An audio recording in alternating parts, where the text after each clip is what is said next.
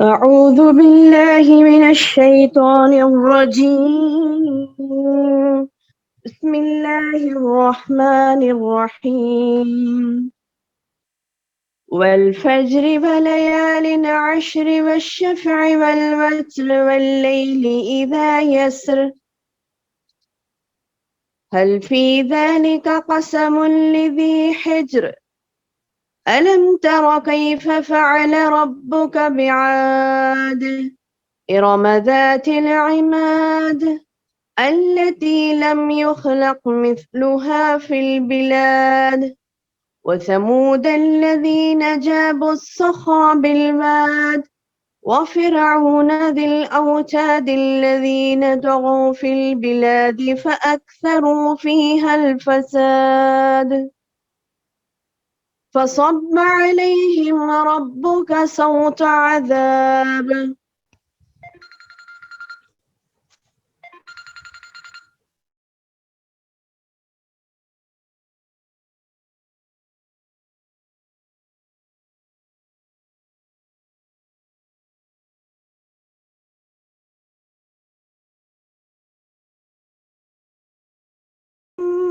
أما الإنسان إذا ما ابتلاه ربه فأكرمه ونعمه فيقول ربي يكرمن وأما إذا ما ابتلاه فقدر عليه رزقه فيقول ربي أهانن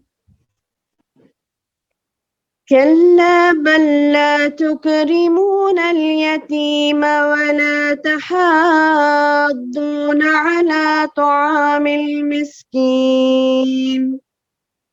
وتأكلون التراث أكلا لما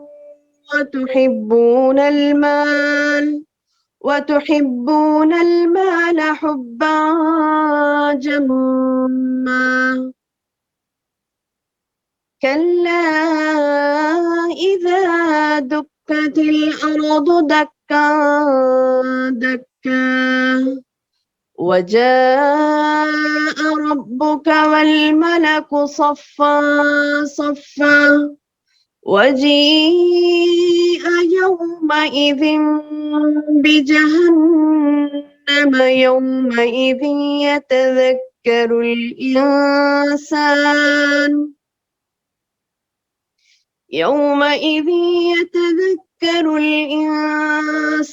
وأنى له الذكرى يقول يا ليتني قدمت لحياتي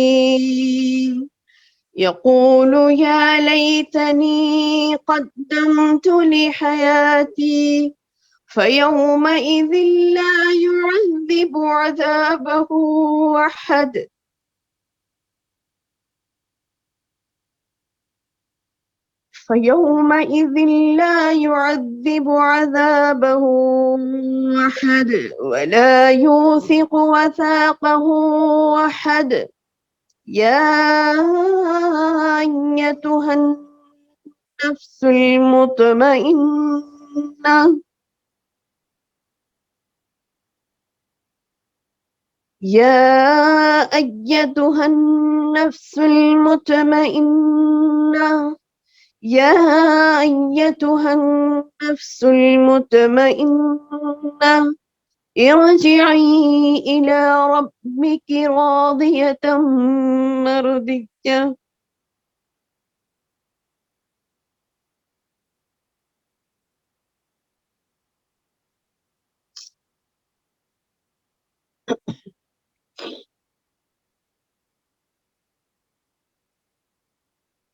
ارجعي إلى ربك راضية مرضية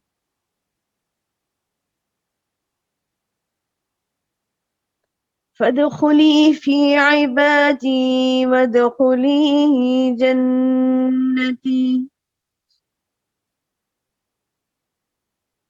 اللہ کے نام سے جو بے انتہا مہربان نہایت رحم والا ہے۔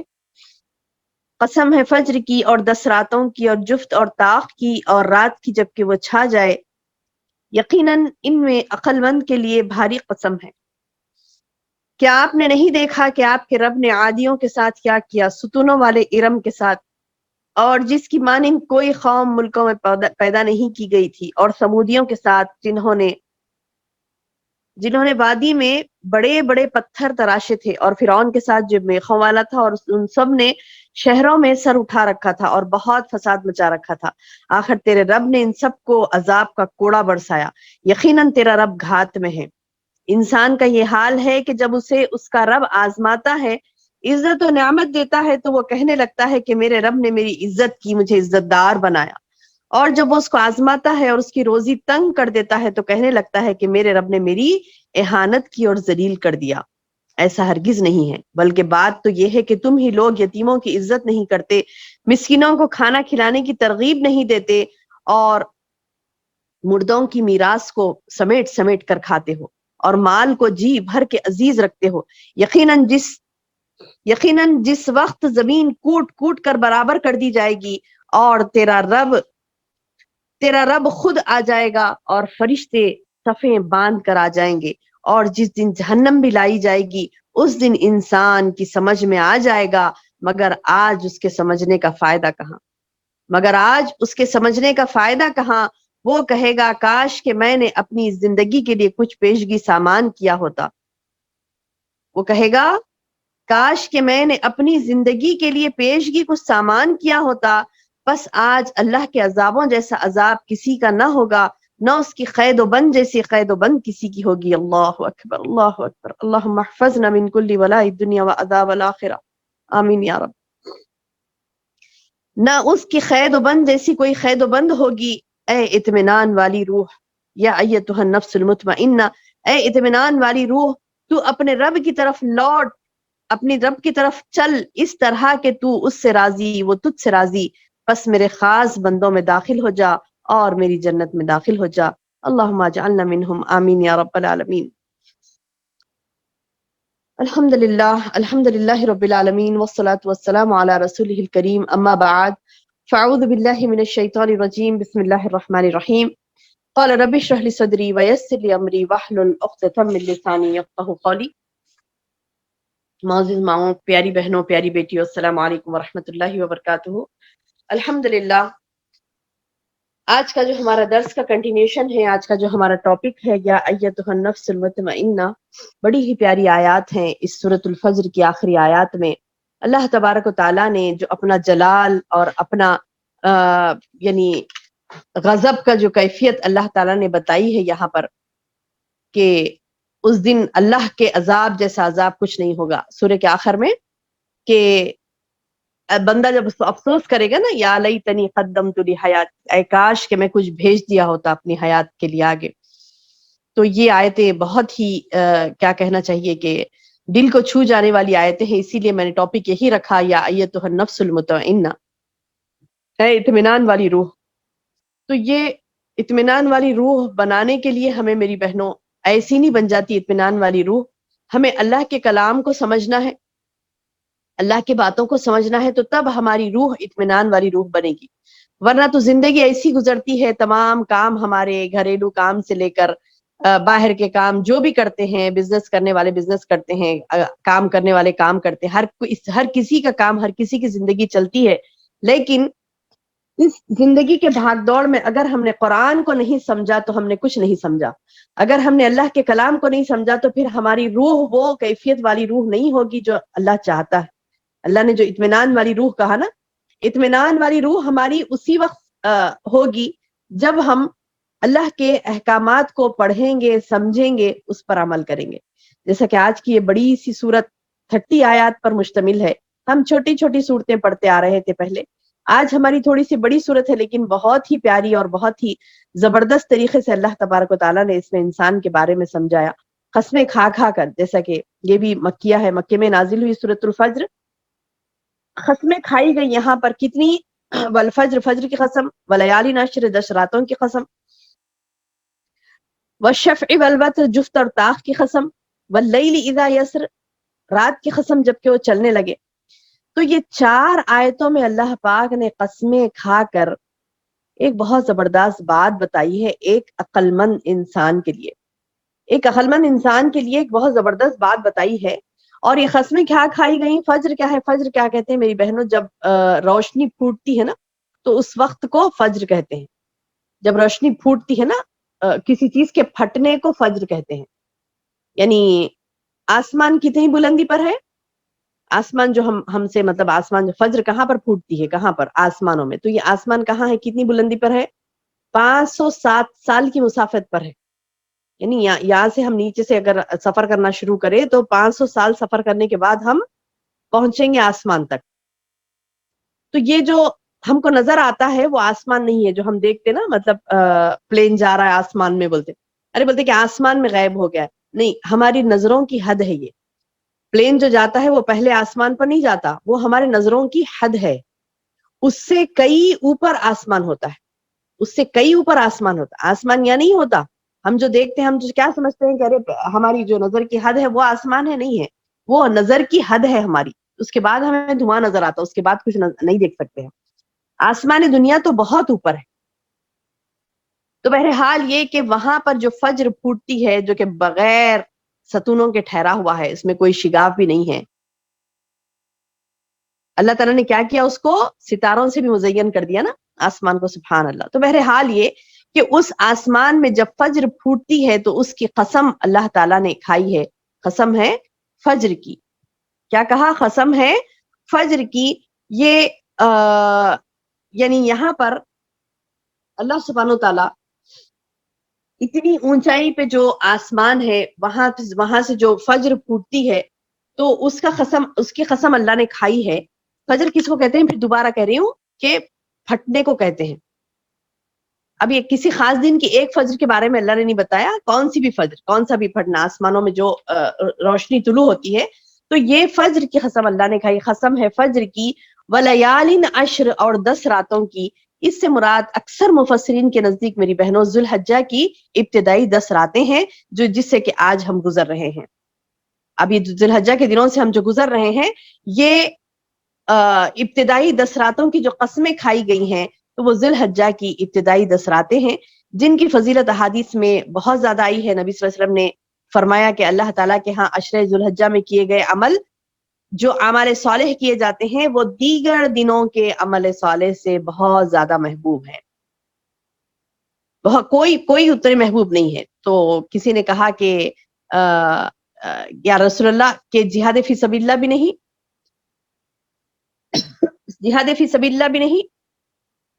تو اللہ کے رسول صلی اللہ علیہ وسلم نے فرمایا ہاں جہاد فی سبیل اللہ بھی نہیں ہے سوائے اس جہاد کے جس میں انسان مال و جان دونوں لے کر جائے اور اس میں سے کوئی چیز واپس نہ لائے، یعنی شہید ہو جائے.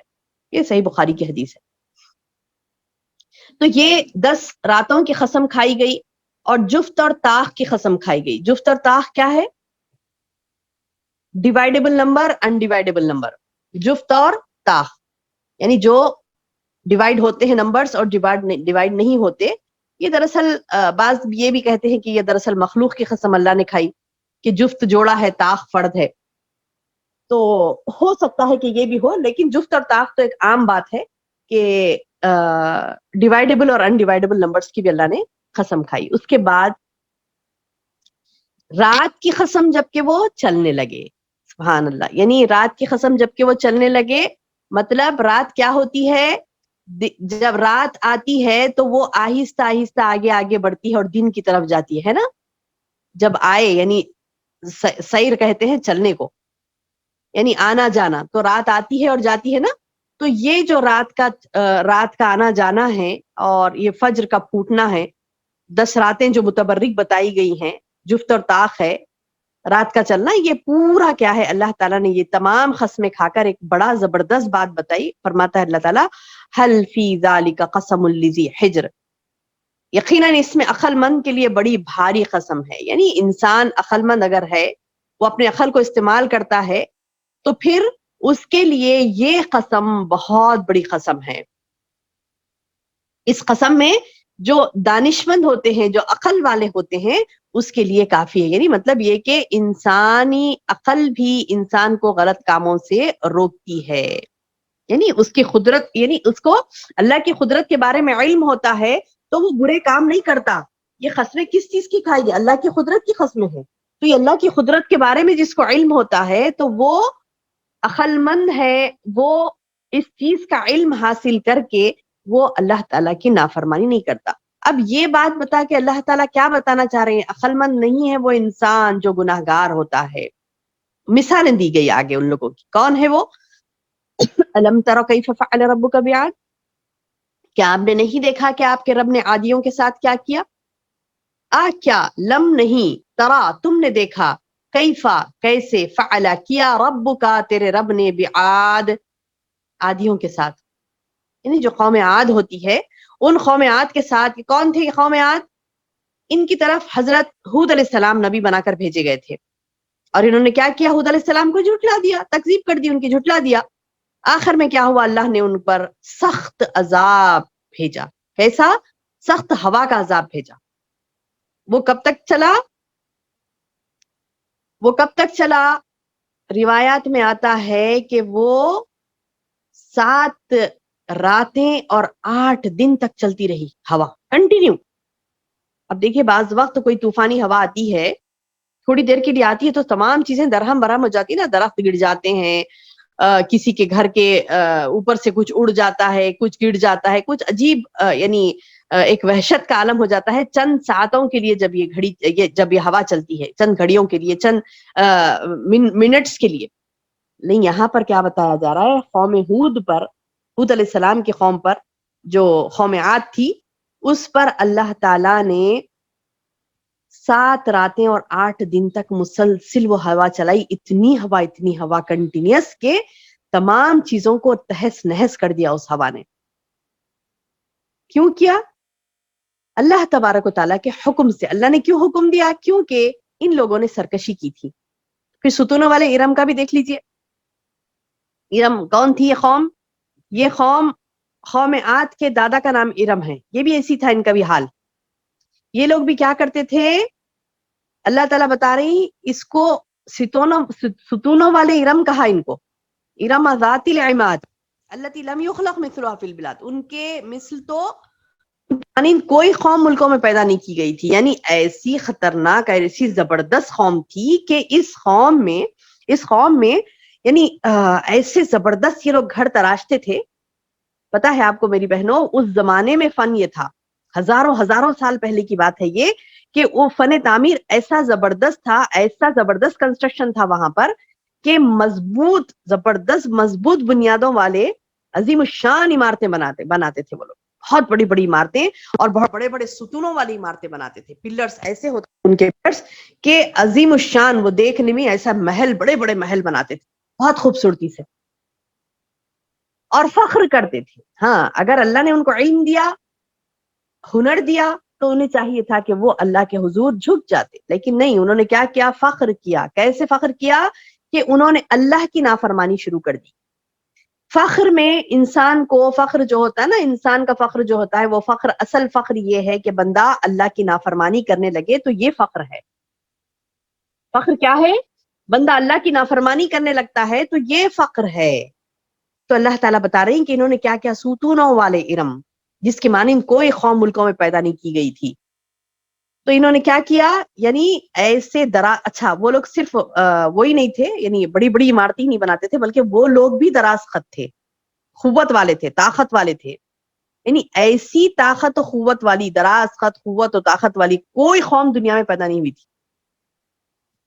تو یہ قوم کیا کہا کرتی تھی؟ سورہ حامیم سجدہ میں ان کے بارے میں اللہ فرماتا ہے کہ وہ کہتے ہیں من اشد منا قوہ، ہم سے زیادہ طاقتور کون ہے، ہم سے زیادہ کون طاقتور ہے. یعنی حماقت کرتے تھے. تو اللہ نے ان کو تہس نہس کر دیا، کیونکہ انہوں نے اللہ کی فرمانبرداری نہیں کی، اللہ کی نعمتوں کو پا کر اللہ کی فرمانبرداری نہیں کی. ویسے ہی سمودیوں نے بھی کیا. سمودیوں کے ساتھ جنہوں نے وادی میں بڑے بڑے پتھر تراشے تھے، ان کا بھی یہ حال تھا. قوم سمود، یہ صالح علیہ السلام کی قوم تھی. انہوں نے کیا کیا؟ انہوں نے تو اللہ اکبر، یعنی آپ آج بھی ان کے آج کی تاریخ میں بھی آپ جا کر دیکھیں گے تو وہ قوم کی مثالیں آج بھی ہے. یعنی آج بھی وہ قوم نے جو پتھروں میں تراشا تھا اپنے محلوں کو، تو آج بھی وہ اپنی شکل میں یعنی ٹوٹے پھوٹے ہیں لیکن موجود ہیں. وہ محل آج بھی موجود ہے اور آج ایسا ویرانہ ہے وہاں پر کوئی آبادی نہیں بسی آج تک بھی, ہزاروں سال ہو گئے. صالح علیہ السلام کی قوم تھی, اللہ نے ان کو کیا ہنر دیا تھا؟ پتھر تراشنے کی خاصیت تھی ان کو. پتھر تراش تراش کر بڑے بڑے محل بناتے تھے, پہاڑوں میں محل بناتے تھے, پہاڑوں کو بھی تراش دیتے تھے اور پہاڑوں میں اپنی رہائش گاہ تعمیر کر لیتے تھے. پہاڑوں کو تراش تراش کر پہاڑوں میں ایسے پرتکلف مکانات بناتے, ایسی بہترین ان کی کاریگری تھی, بس اسی میں لگ گئے. ان کو دوسرا کام نہیں تھا, بس ایک کام اللہ نے ان کو ایک صلاحیت دی, تو وہ صلاحیت کو ایسے پیچھے پڑے اس کے پیچھے کہ بس اس سے دنیا کمانے لگے, اس سے اپنے عیش و عشرت میں مبتلا رہے. ان کو اللہ کے دین کا کوئی خیال نہیں رہا, اللہ کی بات کا کوئی خیال نہیں رہا. جب صالح علیہ السلام ان کو سمجھانے لگے کہ نہیں, ایک اللہ کی عبادت کی طرف آؤ, یہ ہنر جو تم کو اللہ نے دیا ہے ٹھیک ہے, لیکن اس کا مطلب نہیں کہ تم ہر پہاڑ کو تراشو اور ہر اس کے پیچھے پڑ جاؤ, کہ مال کی محبت میں اس کے پیچھے پڑ جاؤ, دنیا کی چاہت میں. لیکن نہیں, انہوں نے نہیں مانا تو حال کیا ہوا ان کا؟ اللہ تعالیٰ نے ان پر عذاب کا کوڑا برسایا.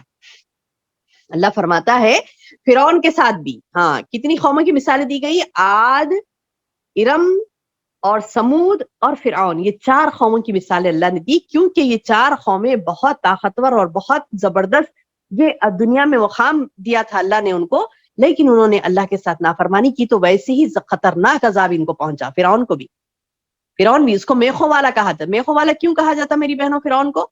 الذین یہ فرعون ذل اوتاد, ذل اوتاد, میخوں والا فرعون بولتے. کیوں بولتے میخوں والا فرعون؟ کیونکہ میخ کسے کہتے پتا ہے؟ وہ ٹینٹ باندھتے نا, ٹینٹ باندھتے خود جو یعنی میخ گاڑتے, دیکھیے کیا بولتے اسے, ایسے لوہے کا ہوتا نا, اس کے ذریعے سے مطلب گاڑ کے اس کو رسی باندھتے ہیں اور گاڑ کر زمین میں رسی باندھتے ہیں اور اس سے ٹینٹ باندھتے ہیں, ہے نا. تو یہ جو ٹینٹس باندھتے ہیں, وہ میخ جو مارتے ہیں, تو وہ اتنی زیادہ میخیں ماری بھی ہوتی تھی اس کے فوج میں, یعنی اس کی فوج جب اس کو فوج کو دیکھنا ہوتا تو کسی اونچی جگہ پر ٹھہر کر دیکھنا ہوتا, کیونکہ اتنے بڑے بڑے, یعنی بہت بڑے یعنی جگہ پر وہ لوگ گھیرا ڈال کر اپنی فوج کو ٹھہراتا تھا. اتنی زیادہ فوج تھی کہ وہ ٹینٹس جو ڈالے جاتے اس کی فوج کے لیے, تو وہ حد نظر تک ٹینٹس ہوتے تھے. تو اسی لیے اس کو میخوں والا فرعون کہا گیا, یعنی وہ جہاں بھی جاتا اپنے میخے مار کے ٹینٹس ڈالتا اور اتنی بڑی فوج کو لے جاتا, تو وہ فوج بہت بڑی, خطرناک بہت زیادہ تھی, تو اسی لیے اس کو میخوں والا فرعون کہا جاتا. اتنی بڑی فوج کا مالک ہوتے ہوئے ایک ذلت کی موت مرا وہ, ہے نا. اتنی بڑی فوج کا, اتنے بڑے فوج کا مالک ہوتے ہوئے, اتنی بڑی اس کی جمعیت تھی, اتنی بڑی اس کی کیا کہتے ہیں کہ سپاہی تھے اس کے لوگ, فرعون کے لوگ اتنے بڑے تھے, اتنے زیادہ تھے, اس کے باوجود کیا ہوا؟ اللہ نے اسے ذلیل کیا. اللہ کب ذلیل کرتا ہے؟ اللہ کب ذلیل کرتا ہے اس کے نافرمان بندوں کو؟ آج ہم دیکھ رہے ہیں کہ ہم اللہ کے نافرمان بندے ذلیل نہیں ہو رہے ہیں, آج وہ سر اٹھا رہے ہیں. آج کئی فرعون سر اٹھا رہے ہیں. آج کے اس دور میں دیکھ لیجئے میری بہنوں, آج کے اس دور میں, آج جب جس زمین پر ہم سانس لے رہی ہیں, جس دنیا میں ہم بس رہی ہیں, کئی فرعونوں نے سر اٹھایا ہوا ہے. کئی فرعون اپنے لشکروں کے ساتھ سر اٹھائے ہوئے ہیں. اللہ نے ان کو کیوں ذلیل نہیں کیا؟ کیونکہ ہمارے ایمان ویسے نہیں ہیں. اگر ہمارے ایمان مضبوط ہیں, اگر ہم اللہ کے سخت ترین فرما بردار بنیں گے, اگر ہم اللہ تعالیٰ کی فرما برداری پر جم جائیں گے, تو اللہ تعالیٰ ایسے فرعونوں کو ذلت کی موت دے گا انشاءاللہ. عہد کریں اپنے آپ میں, صرف یہ کہنے سے نہیں ہوگا کہ دیکھو وہ فرعون اس دور میں تھا ظالم و جابر, شہروں میں وہ سر اٹھائے ہوئے تھے نا. اللہ نے کہا الذین طغوا فی البلاد, انہوں نے شہروں میں طغیانی مچا رکھی تھی, انہوں نے شہروں میں سر اٹھا رکھا تھا, مطلب فاکثروا فیہا الفساد, اس میں سے اکثر فسادی تھے. آج بھی ہے نا, صرف فرعون کے دور میں ہی نہیں,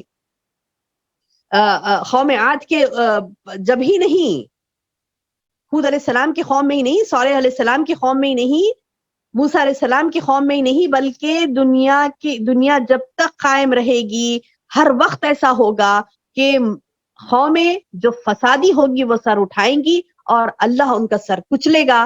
کب کچلے گا؟ جب ہم ایمان والے ہوں گے, جب ہمارے ایمان کے اوپر منحصر ہے میری بہنوں. ہمارا ایمان جیسے ہوگا, ہم جیسے اللہ تبارک و تعالیٰ کی فرما برداری کریں گے, کثرت سے فرما برداری کریں گے، احسن سلوک کریں گے لوگوں کے ساتھ، اللہ تعالیٰ کی تمام تر فرما برداریاں کریں گے، جو جو حکم اللہ نے دیا ہے اس کو پہلے سیکھیں گے.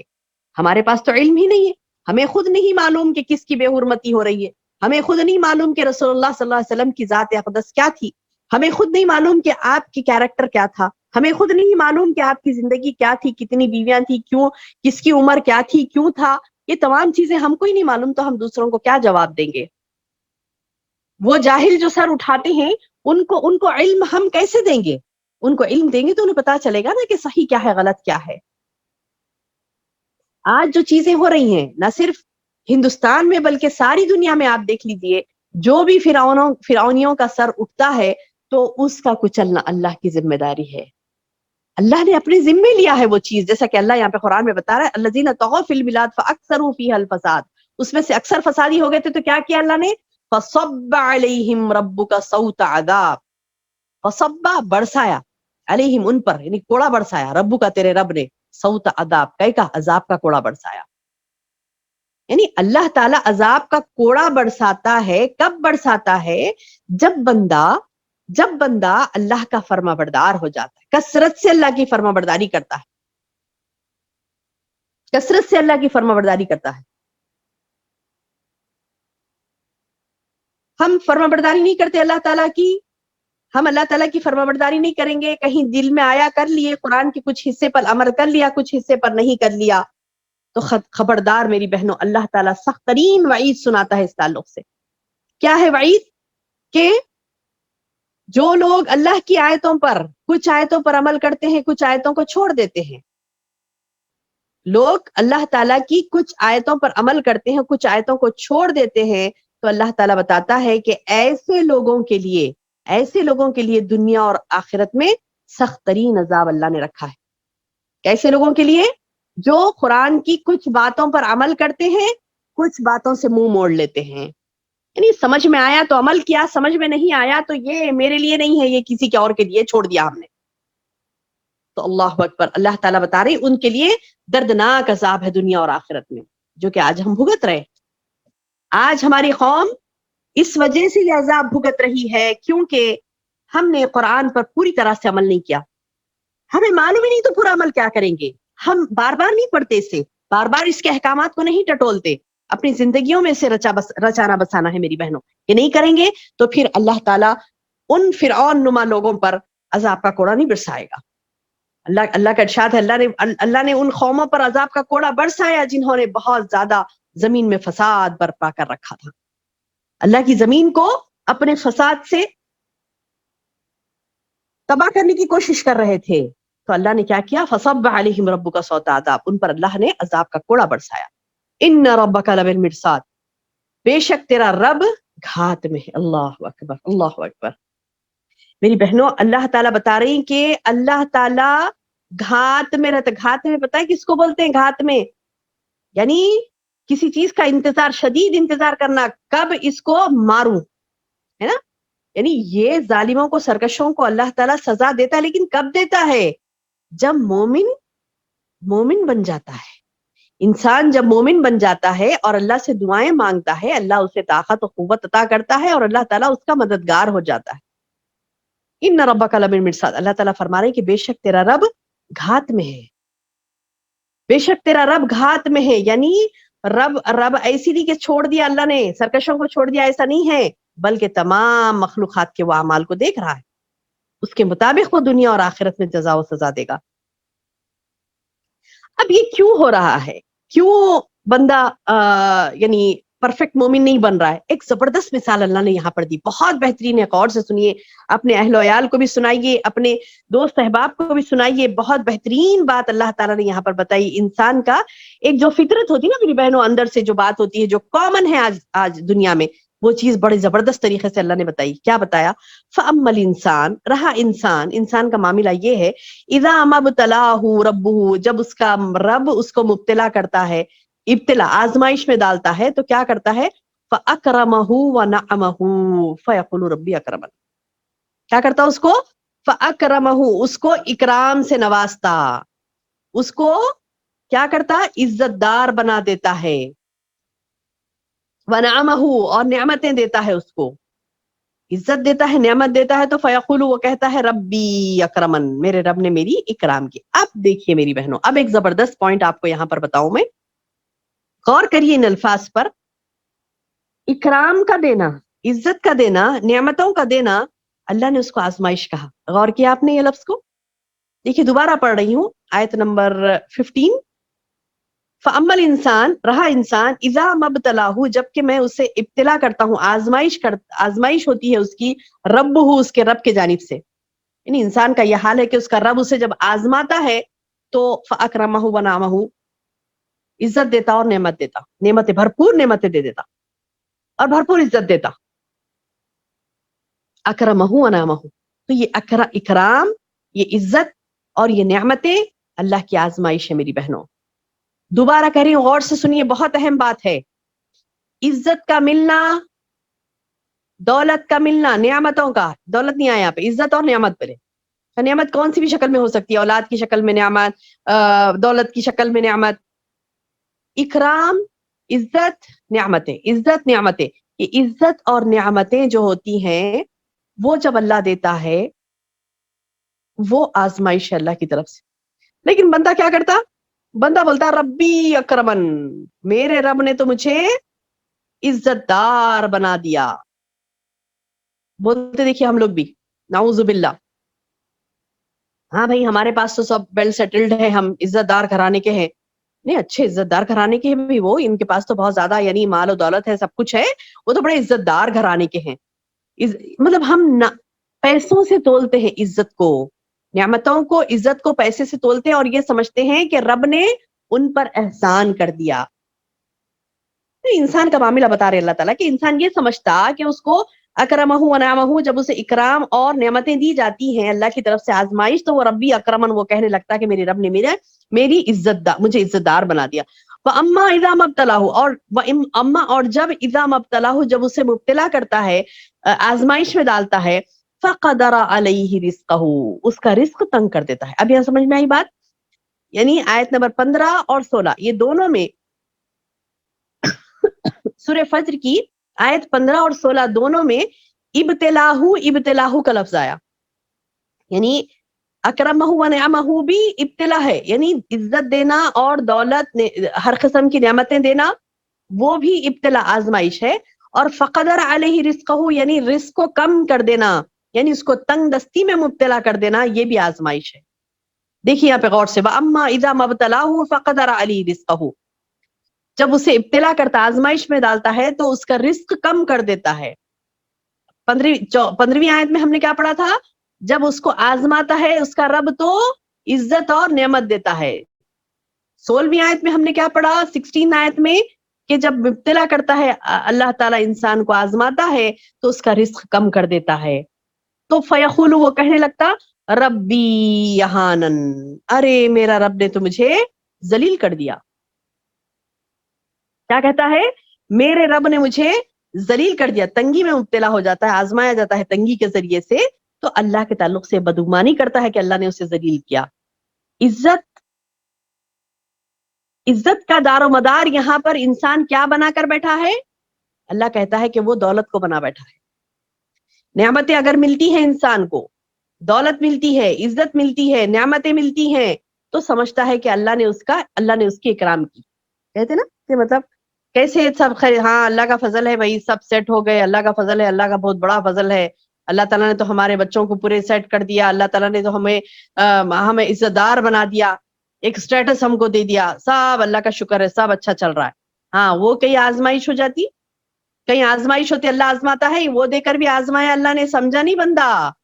और जब उसको कम कर देता है रिस्क तो ओ गिड़गिड़ाने लगता, अल्लाह मुझे जलील मत कर दे लोगों के सामने, मेरी इज्जत नहीं है, मेरे पास कार भी नहीं है, कैसे जाऊं, ऑटो में बैठ के जाऊंगा, इज्जत बेइज्जती महसूस हो रही है मुझे, अरे मैं कैसे जाऊं, उसके पास जाने के लिए मुझे बस में जाना पड़ा तो मुझे मेरी बेइज्जती हो जाएगी, अल्लाह मुझे ऐसे जलील मत कर दे।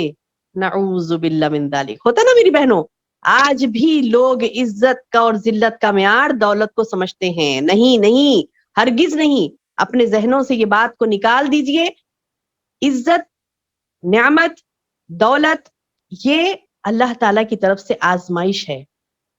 اور یہ نہیں سمجھے کہ بندے کے پاس اگر نعمتیں اور دولت نہیں ہوگا تو وہ ذلیل ہوگا. ذلیل نہیں ہوگا، ذلیل نہیں ہوگا وہ. اللہ تعالیٰ بتا رہے ہیں کہ انسان کا معاملہ یہ ہے کہ اس کو میں رزق کم کر رہا ہوں تو وہ کیا بول رہا، ربی یہانن، میرے رب نے تو میری اہانت کر دی، ذلیل کر دیا. نہیں، نعوذ باللہ. اگر عزت و ذلت کا معیار دولت ہوتی تو پھر آپ دیکھیے اللہ کے رسول صلی اللہ علیہ وسلم سب میں زیادہ دولت مند ہوتے، ہے نا. اللہ کے رسول صلی اللہ علیہ وسلم سب میں زیادہ دولت مند ہوتے اگر عزت و ذلت کا معیار دولت ہوتی. ایسی بات نہیں ہے. دولت اور نعمتیں، دنیا کی نعمتیں اور دولت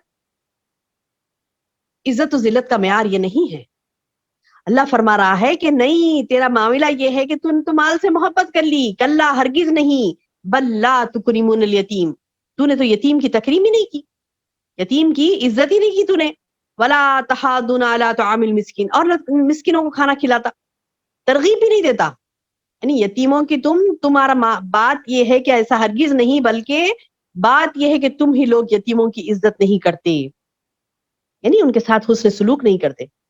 جبکہ نبی صلی اللہ علیہ وسلم کا کیا فرمان ہے، آپ فرامین نبوی کھول کر دیکھیں گے تو یتامہ کے اتنے زیادہ کیا کہتے ہیں کہ حقوق ہیں میری بہنوں، اتنے زیادہ حقوق ہیں کہ اللہ کے رسول صلی اللہ علیہ وسلم نے فرمایا وہ گھر سب سے بہتر ہے جس میں یتیم کے ساتھ اچھا برتاؤ کیا جائے، اور وہ گھر بدترین ہے جس میں اس کے ساتھ بدسلوکی کی جائے.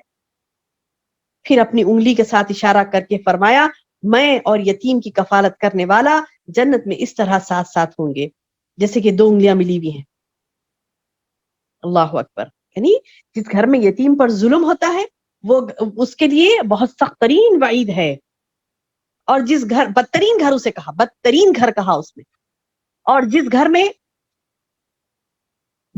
میں یتیم کے ساتھ احسن سلوک ہوتا ہے تو اس کے لیے اللہ کے رسول صلی اللہ علیہ وسلم نے یہ خوشخبری دی کہ وہ اور میں جنت میں اس طرح ساتھ ساتھ رہیں گے. سبحان اللہ. تو اللہ تعالیٰ فرماتا ہے کہ تم یتیم کی اکرام نہیں کرتے، عزت نہیں دیتے اسے. اپنی عزت کی بڑی فکر ہے تمہیں، مجھے عزت نہیں ملی، بڑی بڑی فکر ہے. نہیں، یتیم کو عزت دو. بل لا تکرمون، بلکہ تم اکرام نہیں کرتے یتیم کی. ولا تحاضون علی طعام المسکین، اور نہ تم مسکین کے کھانا کھانے پر اکساتے ہو، یعنی خود بھی نہیں دیتے اور دوسروں کو دینے کے لیے بولتے بھی نہیں ہو. مساکین کو کھانا دینا، مساکین کو کھلانا یہ ہماری ذمہ داری ہے میری بہنوں. بولنا ہے، دوسروں کو بھی بولنا ہے، خود بھی کرنا ہے، دوسروں کو بھی بولنا ہے. لیکن نہیں، انسان کیا کرتا، وَتَأْكُلُونَ التُّرَاثَ أَكْلًا لَمًّا، مردوں کا میراث سمیٹ سمیٹ کے کھا جاتا. کہاں ملا اس کو، کہاں ملا جا کے لے لیتا. اس کے پاس سے لے لیا، اس کے ناحق کا، حق کا سب اٹھا لیا، حق کا اٹھا لیا، ناحق کا اٹھا لیا، سب اٹھا لیا. کھا کھا کے میراث مردوں کی اپنا پیٹ بھرتا ہے. وَتُحِبُّونَ الْمَالَ، اور مال کی محبت میں ایسا گرفتار ہے کہ حباً جما، خوب جم کے محبت کرتا. مال کی محبت میں سخت ترین ہے یہ. اللہ اکبر، اللہ اکبر. اللہ محفوظ رکھے ہمیں ایسی عادت خبیثہ سے. ہمیں مال سے محبت نہ ہو میری بہنوں، ہمیں مال سے محبت نہ ہو. اللہ فرماتا ہے کہ بندہ مال سے ایسی محبت رکھتا ہے کہ وہ تحبون المال، اور وہ مال سے محبت رکھتا ہے حباً جما، خوب خوب خوب محبت، جی بھر کے عزیز رکھتا ہے مال کو. یعنی جب اسے کہا جا رہا ہے کہ یعنی خرچ کرو، اللہ کی راہ میں خرچ نہیں کرتا، محبت سے جمع کر کے رکھتا ہے، اور نہ حلال دیکھتا ہے نہ حرام دیکھتا ہے، ہر طریقے سے مال کماتا ہے اور اسے جمع کر کر کے رکھتا ہے. خوب محبت ہے اسے مال سے. تو اللہ تعالیٰ کو اتنا غصہ آتا ہے ایسے لوگوں پر، اس قدر جلال میں آ کر اللہ تعالیٰ فرماتا ہے، یہ آخری آیتیں بہت ہی زبردست ہے، کیسی خطرناکی ہے اس میں اللہ تعالیٰ کی عذاب کی. اللہ فرماتا ہے کلا، ہرگز نہیں، اذا دکت الارض دکن دکا، جب زمین خوب کوٹ دی جائے گی. یعنی اللہ تعالیٰ یعنی غضب الہی اس کے اوپر ہوگا، زمین کے اوپر، کہ اللہ تعالیٰ زمین کو خوب کوٹے گا، اٹھا اٹھا کر پٹکے گا. یقیناً جس دن زمین کوٹ کوٹ کر برابر کر دی جائے گی، تیرا رب خود آ جائے گا. وجا ربک، تیرا رب خود آ جائے گا. اب رب غائب ہے ہم سے، ایمان بالغیب ہمیں ہونا ہے، اللہ کی ذات پر یقین ہونا کہ اللہ ہے، دیکھ رہا ہے، مجھے اللہ کی دولت کو اللہ کی راہ میں خرچ کرنا ہے. آئیے میری بہنوں، عہد کرتے ہیں ہم انشاءاللہ، میں اور آپ ہم سب عہد کرتے ہیں انشاءاللہ کہ ہم اللہ کی راہ میں صدقات کریں گی، خیرات کریں گی، اللہ کی راہ میں دیں گی اپنا مال. محبت نہیں رکھیں گی مال سے. ایسی محبت ہمیں نہیں ہو کہ مال کو جمع کرنا، شوہر کو تنگ کر رہی ہیں کیسا بھی کر کے کما کے لاؤ جی، مجھے نہیں پتا مگر یہ چیز مجھے ہونا ہے تو ہونا ہی ہونا ہے. نہیں. اب شوہر کیا کرتے ہیں، تنگ ہو کر ارے میری عزت کا سوال ہے اور بیوی جان کہا جا رہی ہے، بچے پریشان کر رہے ہیں، لہٰذا اب وہ حلال و حرام کی تمیز نہیں کرے گا اور جو بولے وہ کما لے گا. نہیں، شوہر کو تلقین کرے کہ آپ ہمیں جیسا بھی رکھیں گے ہم خوش رہیں گے انشاءاللہ، لیکن حلال و حرام کی تمیز رکھیے. حرام کا لقمہ ہمارے بچوں کے پیٹوں میں نہ جائے، نہ ہمارے منہ میں جائے حرام کا لقمہ، نہ ہمارے بچوں کے پیٹوں میں جائے. مال کی محبت اپنے دلوں سے نکال دیں میری بہنوں. ضروریات زندگی کی تکمیل، اس کے لیے بہت زیادہ ضرورت نہیں ہے پیسوں کی. ضروریات زندگی کی تکمیل تو بہت چھوٹے اماؤنٹ میں ہو جاتی ہے، لیکن اس کے بعد کے جو تعیشات ہے اس سے گریز کرنا ہے ہمیں، اس سے گریز کرنا ہے ہمیں. اللہ فرماتا ہے کہ تم اپنے مال کی محبت میں سخت ہو گئے، نہیں ہرگز نہیں، ایک وقت آئے گا اللہ تعالیٰ زمین کو کوٹ کوٹ کر برابر کر دے گا اور تیرا رب سامنے آ جائے گا. وجاء ربک والملک، رب آ جائے گا، فرشتے والملک اور فرشتے صفاً صفا، صف در صف کھڑے ہوں گے. وجیء یومئذ بجہنم، اس دن جہنم بھی لائی جائے گی. یومئذ لا یتذکر الانسان، جیسے ہی جہنم کو دیکھ لیں گے نا ہم سب وہاں پر دیکھیں گے نا، سب کو پتا چل جائے گا کیا تھی دنیا، کیا کر کے آئے، کیا تھی دنیا، یہ پتا چل جائے گا. یومئذ، اس دن، یتذکر الانسان، انسان اس دن یاد کر لے گا، سمجھ میں آ جائے گا اسے. وَأَنَّىٰ لَهُ الذِّكْرَىٰ، کیا فائدہ اس کے سمجھنے کا. کیا فرما رہے اللہ تعالیٰ، وَأَنَّىٰ لَهُ الذِّكْرَىٰ، کیا فائدہ تمہارے، یعنی یہ خطرناک جہنم کو دیکھ کر تم افسوس کر رہے ہو، اس وقت بات سمجھ آئی. کیونکہ جہنم کی خطرناکی ایسی ہوگی میری بہنوں. اللہ اکبر، اللہ اکبر. حدیث میں آتا ہے کہ 70,000 لگاموں کے ساتھ جہنم جکڑی ہوئی آئے گی، ہر لگام کے ساتھ 70,000 فرشتے ہوں گے جو اسے کھینچ رہے ہوں گے. صحیح مسلم کی حدیث ہے. اور اسے عرش کے بائیں جانب لیفٹ سائڈ کھڑا کر دیا جائے گا اس جہنم کو. اس کو دیکھ کر لوگ کیا کریں گے، اسے دیکھ کر تمام پہلے تو مخالف فرشتے اللہ کے، حتیٰ کہ انبیاء بھی گھٹنوں کے بل گر پڑیں گے. انبیاء کی بات ہو رہی ہے، انبیاء تک گھٹنوں کے بل گر پڑیں گے، اللہ کے ہاں سجدہ ریز ہو جائیں گے اس جہنم کی خوفناکی کو دیکھ کر، گھٹنوں کے بل گر پڑیں گے اور فرمائیں گے، کہنے لگیں گے ہر کوئی، یا ربی نفسی، یا ربی نفسی، اے رب مجھے بچا لے، اللہ مجھے معاف کر دے، اللہ مجھے معاف کر دے. دھڑال کے ساتھ سجدے میں گر پڑیں گے. وہ جہنم کو دیکھ کر، اس کی خوفناکی کو دیکھ کر اس قدر ہیبت میں آ جائیں گے کہ تمام کے تمام رب کے سامنے سجدے میں گر پڑیں گے. اس وقت کا سجدہ گناہوں کو نہیں مٹائے گا میری بہنوں، آج کا سجدہ آپ کا گناہ کو مٹائے گا.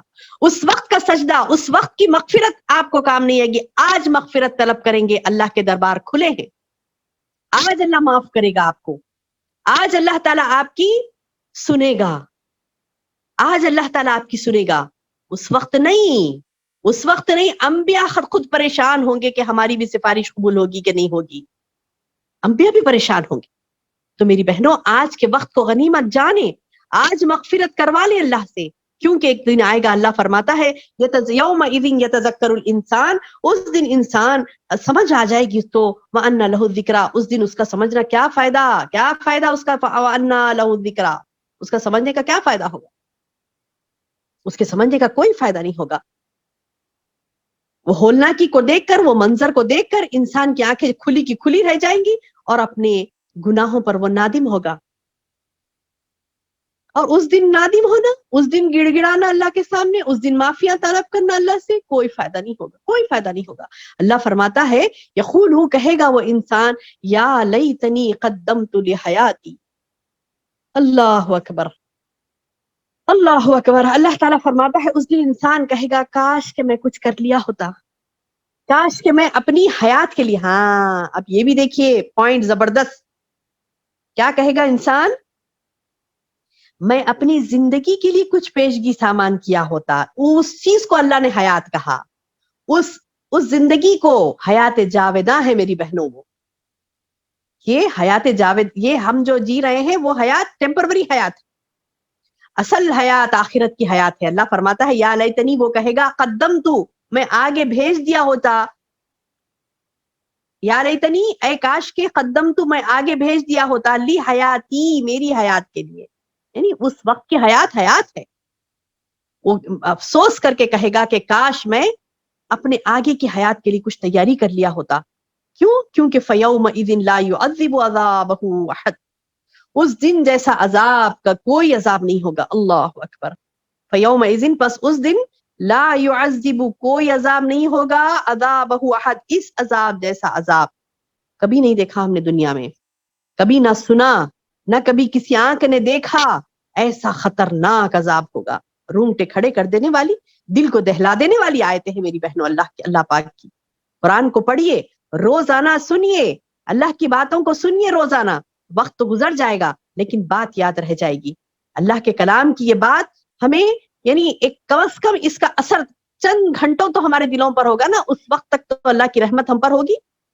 جو اس کو کنٹینیو اس اثر کو رکھتے ہیں تو اللہ کی رحمتیں اور برکتوں میں وہ رہیں گے انشاءاللہ. اللہ فرماتا ہے اس دن جیسا عذاب کا کوئی عذاب کسی نظروں نے نہیں دیکھا ہوگا، نہ کسی نے تصور کیا ہوگا کہ ایسا بھی عذاب ہو سکتا ہے. ویسا خطرناک عذاب ہوگا.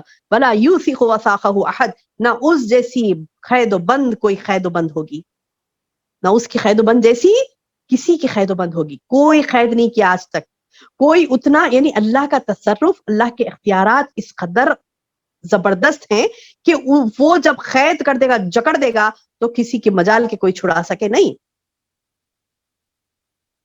یہ مجرموں کی حالت ہوگی، یہ مجرموں کی حالت ہوگی. خطرناک عذاب انہیں دیا جائے گا. تو جرم کرنے سے بچے میری بہنوں. ایمان والوں میں اپنے آپ کو ہم شامل کریں. ایمان کا تقاضا یہ ہے کہ شدت سے، کثرت سے عمل کریں، اعمال صالح. چن چن کر معصیتوں کو نکالیں اپنے اندر سے، چن چن کر اپنے اندر سے گناہوں کو نکالیں. کیونکہ ایک دن ایسا آنے والا ہے، میری آپ کی روح جائے گی اللہ کے پاس. تو کیسی جائے وہ؟ اللہ فرماتا ہے یہاں پر، دیکھیے کیا پیاری آیتیں ہیں. یا ایتھا النفس المطمئنہ، اے اطمینان والی روح. یا ایتھا النفس المطمئنہ، اے اطمینان والی روح. ارجعی، تو لوٹ، الی ربی کی، تیرے رب کی طرف. کس حالت میں؟ راضیۃ مرضیہ، وہ تجھ سے راضی، وہ تجھ سے راضی، تو اس سے راضی. سبحان اللہ، سبحان اللہ. اللہم اجعلنا منہم یا ربی. یا ربی ہم سب کے روحوں کو اللہ اطمینان والی روح بنا دے، جس سے کہ تو راضی ہو جائے اور وہ تجھ سے راضی ہو جائے.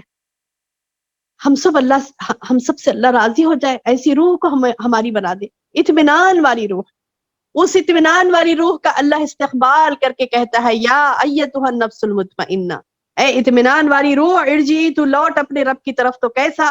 راضیۃ مرضیہ، تو اس سے راضی، وہ تجھ سے راضی. فادخلی فی عبادی، داخل ہو جا اے اطمینان والی روح میرے بندوں میں. اللہ فرماتا ہے فادخلی، تو داخل ہو جا اے اطمینان والی روح، فی عبادی، کس میں؟ میرے بندوں میں. اللہم اجعلنا منہم، اللہم اجعلنا منہم. اللہ ہم سب کی روحوں کو اطمینان والی روح بنا دے، تاکہ جب بھی ہم لوٹنے کا وقت تو مقرر ہے، لکھا ہوا. کب ہمیں لوٹنا ہے ہمیں نہیں پتا. میری روح کو کب لوٹنا ہے مجھے نہیں پتا. آپ کی روح کو کب لوٹنا ہے آپ کو نہیں پتا. موت تو سب کو آنی ہے، لیکن اعمال ایسے کریں کہ ایک حسین موت ہو ہماری. اعمال ایسے کریں کہ ایک حسین موت ہو ہماری. اعمال ایسے کریں کہ اطمینان والی روح ہماری بن جائے. ایسی جائے وہ اللہ کے پاس کہ وہ اللہ سے راضی ہو جائے، اللہ اس سے راضی ہو جائے، اللہ اس سے راضی ہو جائے، وہ اللہ سے راضی ہو جائے، اللہ کے بندوں میں وہ داخل ہو جائے. فادخلی فی عبادی، بس تو میرے بندوں میں داخل ہو جا. وادخلی جنتی، اور تو داخل ہو جا میری جنت میں. سبحان اللہ. اللہ حکم کرے گا ایسی روح کو جو اطمینان والی ہو. اطمینان کب آئے گا میری بہنوں؟ الا بذکر اللہ تطمئن القلوب. آپ کے قلوب کا، آپ کے روح کا اطمینان کس میں ہے؟ اللہ کی ذکر میں ہے، اللہ کی یاد میں ہے. ذکر سے مراد یہ نہیں کہ آپ نے سبحان اللہ الحمدللہ کی تسبیح پڑھ لی تو ذکر ہو گیا، نہیں. اللہ کی یاد کو تازہ رکھیں اپنے قلوب میں. گناہ ہوا فوری اللہ کی طرف رجوع ہو جائے. گناہوں کے راہ پر چل رہے ہیں فوری پلٹ جائے، نہیں میرا اللہ مجھ سے راضی نہیں ہوگا. میرے اللہ کو میں یاد کر لوں، میرے اللہ کے لیے میرا دل دھڑکے، میری اللہ کے لیے میری سانس ہو. میری سانس جو لے رہی ہوں میں وہ اللہ کے لیے ہو, میرا دل جو دھڑکے وہ اللہ کے لیے ہو. تو تب اللہ تعالیٰ اس میری روح کو اطمینان والی روح بنائے گا. مرنا تو سبھی کو ہے, کون کیا نہیں دیکھ رہا ہے, کون نہیں دیکھ رہا ہے دنیا میں, ہم نہیں دیکھ رہے ہیں. 17 سال میں بھی موت ہو رہی ہے, 18 میں بھی ہو رہی, 19 میں بھی ہو رہی, چھوٹے بچے کی بھی ہو رہی ہے, پیدائش کے بچے کی بھی ہو رہی ہے, 70 سال کی بوڑھی کی بھی, بوڑھوں کی بھی ہو رہی ہے. یہ نہیں ہے موت کے لیے, ایسا نہیں ہے کہ کوئی اللہ نے وقت مقرر کر دیا کہ تم 60 تک ہی جیو گے, 50 تک نہیں, کب بولے جب آ سکتی ہے موت. تو کیسی آئے ہماری موت کے اطمینان والی روح ہم بنائیں. دنیا تو کیسے جیسے تیسے گزر جائے گی, جو دنیا تو جیسے تیسے گزر ہی جائے گی, جو نہیں گزرے گی وہ آخرت ہے. اس دن کہنے کا فائدہ نہیں ہے کہ یا لیتنی قدمت لحیاتی, اے کاش کہ میں کچھ اپنے آگے حیات کے لیے بھیجی ہوتی. اس دن کہنے سے کوئی فائدہ نہیں ہے. آج ہی ہم تیاری کر لیں, اور یہ تیاری کے لیے قرآن ایک عظیم ہمارے لیے نعمت ہے اللہ کی جانب سے. تو میری بہنوں, اس نعمت کو روزانہ سمجھے, اتنا زرین موقع آپ کو ملتا ہے. ہر روز 1 گھنٹہ پوری تفصیل سے قرآن سمجھائی جاتی ہے. تو کیوں نہ ہم اپنے بہنوں کو, اپنے خاندان کی عورتوں کو, اپنے دوست احباب کو, سب کو فیض یاب ہونے کے لیے بولے, سب کو ایک ریمائنڈر دے دیں. دیکھیے درس شروع ہو رہا ہے, 3 بج رہے, درس شروع ہو رہا ہے, آ جائیے. ریمائنڈرز دیں گی تو اگر ان کو ایک بھی بات اللہ کی بات سمجھ آئی اور وہ عمل کرنے لگی, ہزاروں نیکیاں ہمارے اکاؤنٹ میں پڑیں گی. میری بہنوں یاد رکھیے, ہے نا, جو افسوس کرے گا نا بندہ اس دن, یا لیتنی قدمت لحیاتی, کاش کہ میں کچھ بھیجا ہوتا اپنی حیات کے لیے. یہ تو پھگٹ کا بھیجنا ہے, بیٹھے بیٹھے بھیج رہے ہم. یعنی آپ نے کچھ محنت نہیں کی, آپ نے صرف راغب کیا کہ آؤ اور اللہ کے دین کی بات سنو. صرف آپ نے ایک میسج دیا, صرف آپ نے ایک بات ان کو بتائی کہ دیکھو سنو, ایک مرتبہ سنو آپ. تو دیکھیے آپ 1 گھنٹہ بیٹھیں گی, 1 گھنٹہ بھی نہیں, ہم کتنا 45-50 منٹس بیٹھتے ہیں. تو یہ 50 منٹس بیٹھیں گی تو پھر سبحان اللہ, ایک بھی بات اس گلشن سے, اس پیارے سے پھول جو اللہ تعالیٰ برساتا ہے اللہ کے کلام کے ذریعے سے, تو اس میں سے کچھ بھی چن لینا میری بہنوں, تو ہماری حیات میں خوشبو ہی خوشبو ہو جائے گی, ہماری روح اطمینان والی ہوگی, ہماری حیات کامیاب ہو جائے گی. کچھ پھول بھی چن لینا. اللہ بس کس سے راضی ہوتا نہیں پتا, کس چیز سے راضی ہوتا ہمارے نہیں پتا. کثرت سے جو ہم اعمال کرتے ہیں تو انشاءاللہ ہمارے کوئی اعمال جو اللہ تعالیٰ کو پسند آ جائے تو اللہ تعالیٰ ہمیں اس سے جنت دے دے گا, ہماری روح کو اطمینان والی روح بنائے گا. تو میری بہنوں خود بھی عمل کریں, لوگوں کو بھی موٹیویٹ کریں, تاکہ ہم سب انشاءاللہ اللہ تعالیٰ کی جنت میں داخل ہو سکیں, اللہ کے بندوں میں داخل ہو سکیں. اللہ تعالیٰ سے دعا ہے کہ اللہ تعالیٰ ہمیں یہ جو پیاری پیاری آیتیں جو سمجھاتا ہے اللہ تعالیٰ, اس پر عمل کرنے کی توفیق عطا فرمائے. اور جو عذاب والی, شدائد والی آیتیں جو اللہ تعالیٰ بیان کرتا ہے, اللہ تعالیٰ سے دعا ہے کہ ان جیسے خبیث اعمال جنہوں نے شدید عذاب میں اپنے آپ کو یعنی حقدار کھڑا دیا تھا عذاب کا, تو ان جیسے خراب اعمال سے ہمیں دور رکھے. اللہ تعالیٰ سے دعا ہے کہ اللہ تعالیٰ ہمیں کہنے اور سننے سے زیادہ عمل کی توفیق عطا فرمائے, اور ہمارے درس کے ختم ہونے سے پہلے ہماری تمام مرادوں کو پوری کر دے. اور جو متبرک دنوں سے ہم گزر رہے ہیں, اللہ پاک ان دنوں کی بابرکت ساعتوں کو ہمیں فائدہ اٹھانے والے بنائے. اور اللہ تعالیٰ سے دعا ہے کہ اللہ تعالیٰ ہمیں ان متبرک دن کے برکہ سے اللہ تعالیٰ ہماری روحوں کو اطمینان والی روح بنا دے. اللہ تعالیٰ ہم کو جنت دے, اور اس کے جہنم سے, اس کے خطرناک عذاب سے اللہ تعالیٰ ہمیں محفوظ رکھے. آمین یا رب العالمین. سبحان ربک رب العزت عما یصفون, وسلام علی المرسلین, والحمد للہ رب العالمین. سبحانک اللہم وبحمدک, اشہد ان لا الہ الا انت, استغفرک واتوب الیک. السلام علیکم ورحمۃ اللہ وبرکاتہ.